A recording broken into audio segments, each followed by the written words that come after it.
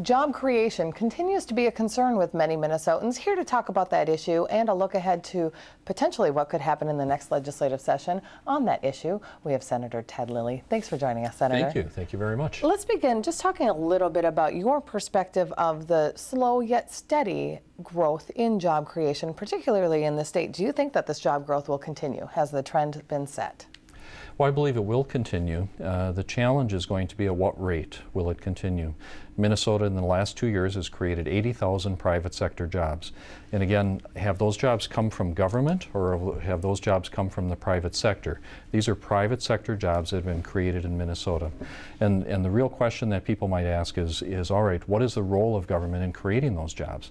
And I think the best thing that we can do as a state and as a government is to provide some clarity, some vision, some predictability for job creators in the state of Minnesota so that they have the vision to go forward and invest. You know, a lot of people don't really understand what return on investment is, and I'd like to just spend a minute to talk about that. When a nurse works, when someone works in a nursing profession, they understand what return on investment is. They are donating their time to a company or to work at a hospital in return for their salary. That is their return on investment. And they will want to find what is the best return for their family. Okay?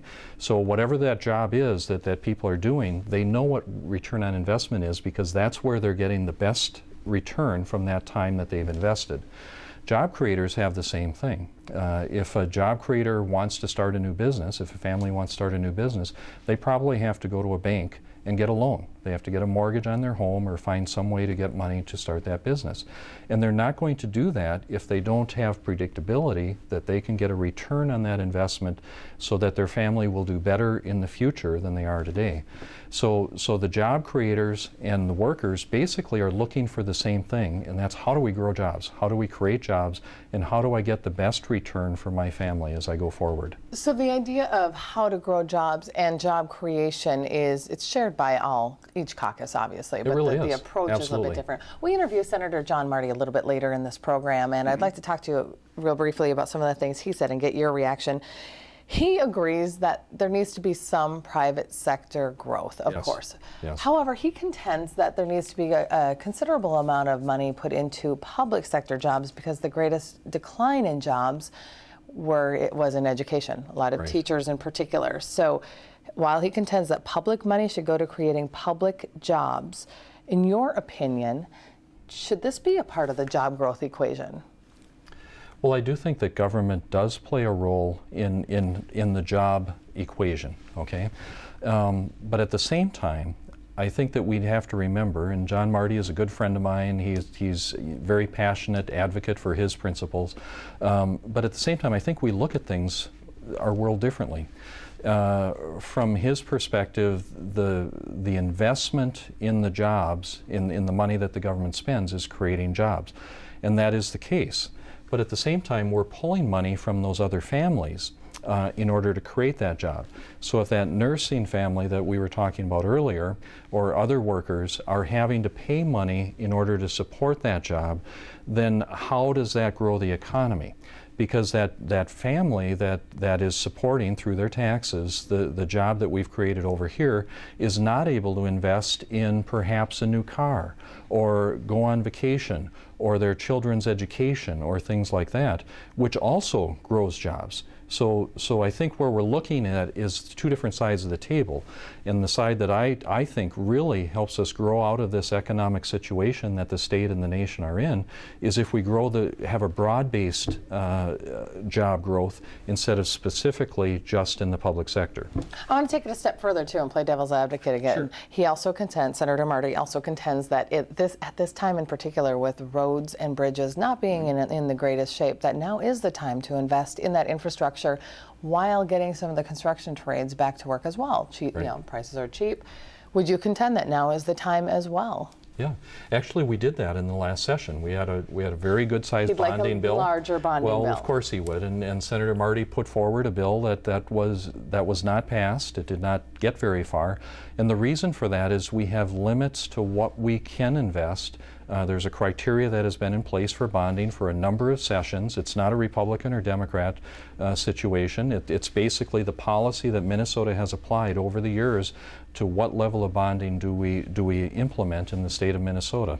So we tried to follow that this session also, and we did do bonding that did create some jobs in the infrastructure, taking care of that infrastructure in our schools and education, on the roads and bridges.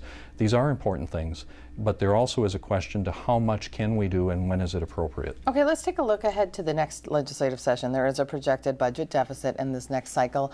What realistically can the GOP do if indeed you remain in the majority next session? What can it do to help spur job creation, knowing that there is a deficit? Yes.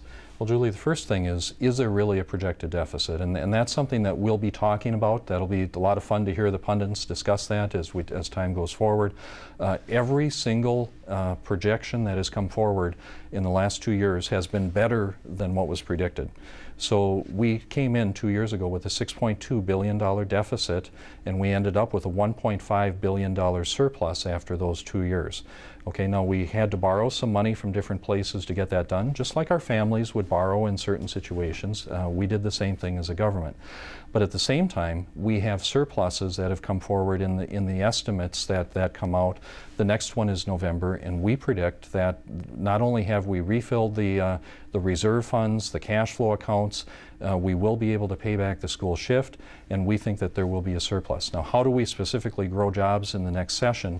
What I think that we're going to be looking at is some of the things that we have done so far that allowed the job creators in the state of Minnesota to create those 80,000 jobs. And that includes streamlining the permitting process. That is something that the Jobs Committee in the Senate was working on. Governor Dayton, I'll applaud him for this, saw that list of reforms that we were working on, and by executive order he implemented them ahead of time, and that streamlined that, brought that forward. We need to continue to look at streamlining that permitting process.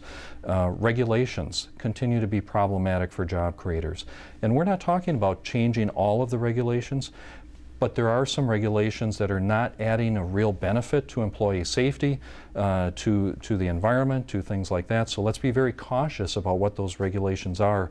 And again, in the end, what we can do as a legislature is we can do things like the angel tax credit.